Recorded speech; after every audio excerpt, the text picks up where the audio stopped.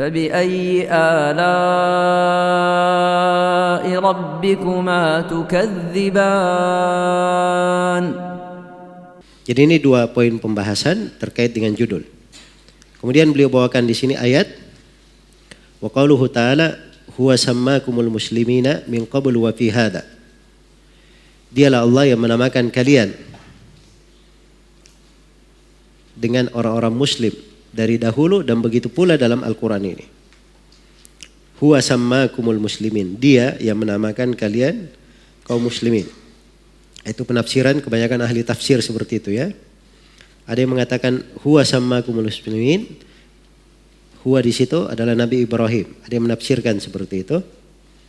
Ya. Tapi penafsiran yang pertama itu penafsiran mayoritas ahli tafsir. Dan itu yang lebih tepat ya terkait dengan ayat ini. Baik.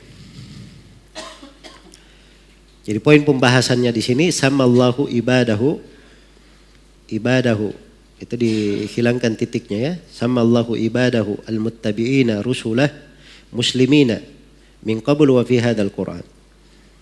Allah menamakan hamba-hambanya yang mengikuti para rasul sebagai kaum muslimin.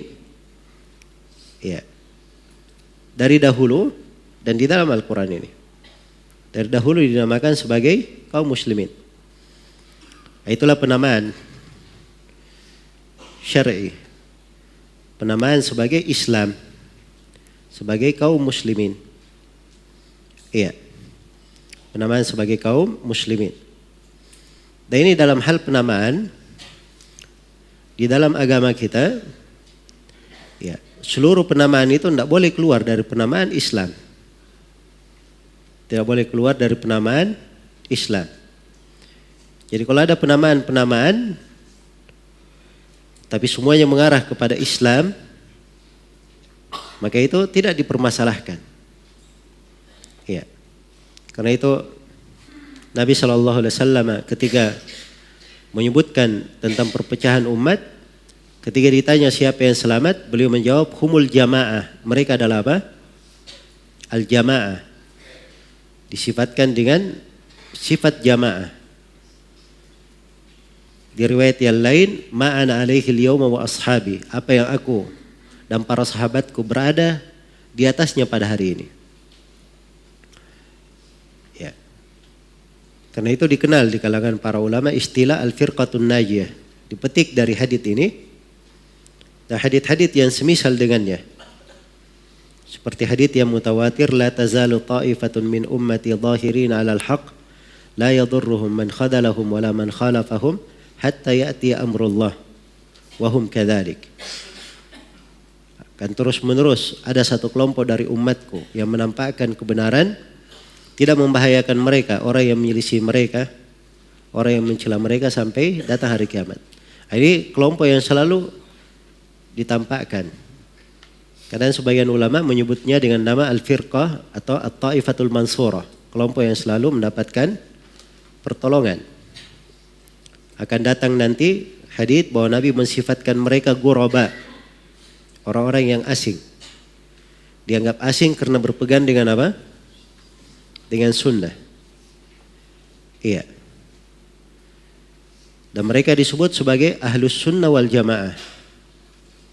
Ahlus sunnah wal jamaah. Kenapa dikatakan ahli sunnah? Karena mereka berpegang dengan sunnah. Dan sunnah itu adalah Islam. Sunnah lawan dari bid'ah. Dan mereka dikatakan sebagai ahlul jamaah karena mereka selalu mengajak kepada kebersamaan, bersatu di bawah Al-Quran dan As-Sunnah sesuai dengan tuntunan syariat, dan mereka bertentangan dengan perpecahan. Jadi ini penamaan-penamaan berjalan di tengah para ulama. Dari dahulu sudah ada. Dalil-dalilnya juga jelas. Demikian pula penamaan salafi atau mengikuti jalan as-salaf. Ini bukan penamaan baru, dari dahulu sudah ada. Dan Nabi SAW sendiri menyebut dirinya sebagai as-salaf.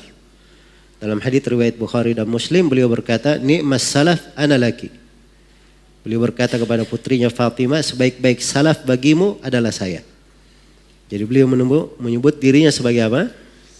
sebagai salaf. Iya. Karena itu ada di buku-buku yang memuat tentang nasab-nasab yang pernah digunakan dalam sejarah Islam.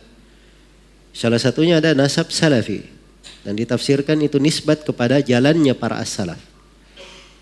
Dan itu masyhur dan dikenal tengah para ulama. Nah, ini penamaan yang seperti ini tidak dipermasalahkan.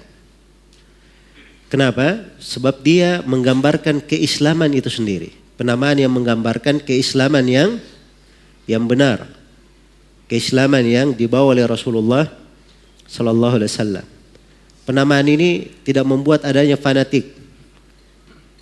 Tidak membuat adanya fanatisme atau dia ta'assub kepada seseorang. Kalaupun ada ta'assub dan fanatik itu, maka ta'assub mereka fanatiknya hanya kepada Nabi sallallahu alaihi wasallam saja.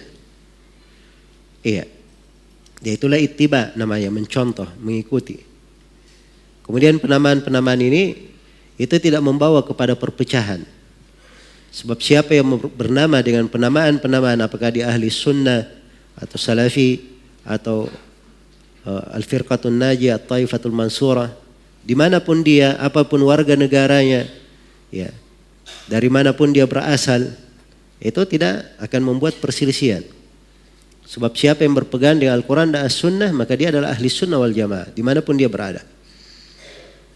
Dia bukan suatu ciri, suatu lambang partai, lambang kelompok, organisasi. Ini semuanya penamaan-penamaan yang menggambarkan Islam. Yang menggambarkan Islam. Iya. Dan kadang itu lebih simpel untuk digunakan. Karena itu di masa para sahabat, mereka hanya kenal penamaan Islam saja. Penamaan Islam. Tapi setelah terjadi fitnah, dibunuhnya Utsman bin Affan radhiyallahu anhu, maka kelihatan ada orang-orang yang menyimpang dari agama. Maka mulai ada istilah waktu itu, istilah ahli sunnah. Iya, orang yang berpegang dengan sunnah. Sebagaimana yang disebutkan oleh Ibnu Sirin rahimahullah. Dan ada waktu itu istilah as-sawadul a'zam. As-sawadul a'zam, barisan terbesar dari umat Islam. Maksudnya barisan yang terbesar dari umat Islam yaitu para sahabat. Ya diukur kalau ini sesuai dengan jalannya sahabat atau tidak. Iya, karena sahabat ini yang membawa keislaman yang benar. Keislaman yang benar. Jelas ya? Maka dari sisi penamaan, ini penamaan-penamaan tidak mengeluarkan dari penamaan Islam. Dan ini tidak bermasalah. Beda dengan orang yang bernama dengan nama kelompoknya, nama jemaahnya, nama alirannya. Ini yang pertama, dia sudah tidak bersumber dari Al-Quran dan Sunnah. Kembali kepada pemimpinnya, pencetusnya, atau orang yang mempopulerkannya.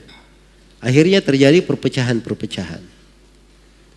Keluar dari jalan yang lurus. Jelas ya? Inilah semua yang diingatkan oleh penulis di sini. Baik. Jadi huwa sammakumul muslimina min qablu wa fi hadha. Dialah Allah yang menamakan kalian kaum muslimin dari dahulu dan juga di dalam Al-Quran ini.